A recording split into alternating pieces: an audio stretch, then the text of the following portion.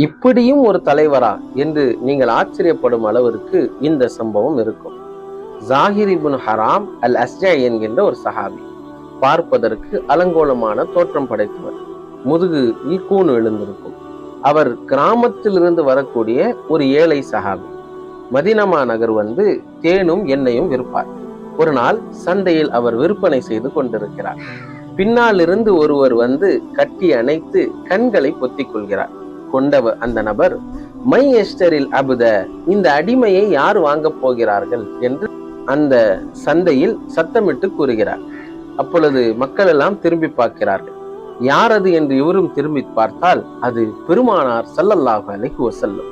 அவர்களை பார்த்தவுடன் இந்த சஹாபி தன்னுடைய உடலை நாயகத்தோடு நெஞ்சோடு இணைத்துக் கொள்கிறார். காரணம், திருமேனி நம்மை பிடித்திருக்கிறது. அந்த நபிகள் நாயகம் ஸல்லல்லாஹு அலைஹி வஸல்லம் அவர்களை பார்த்து, யா ரசூலல்லாஹ், என்னை யார் வாங்க போகிறார்கள்? நானோ ஒரு செல்லா காசு. அந்த வார்த்தையை பயன்படுத்துகிறார்கள். காசிதா, நான் ஒரு செல்லா காசு யா ரசூலல்லாஹ் என்று சொல்கிறார்கள். இப்போ நாயகம் சொன்னார்கள், லாகின்னக இந்தல்லாஹி லஸ்த பிகாசிதி, அல்லாஹ்விடத்தில் நீங்கள் செல்லா காசு அல்ல, நீங்கள் அல்லாஹ்விடத்தில் மிகவும் உயர்ந்த விலை கொண்ட ஒருவர் என்று நபிகள் நாயகம் ஸல்லல்லாஹு அலைஹி வஸல்லம் அவர்கள் அந்த சஹாபியை தட்டி கொடுத்தார்கள். பார்த்தீர்களா, எந்த அளவிற்கு மாசற்ற தூய எண்ணம் கொண்ட பெருமானாரை நாம் தலைவராக கொண்டிருக்கிறோம்.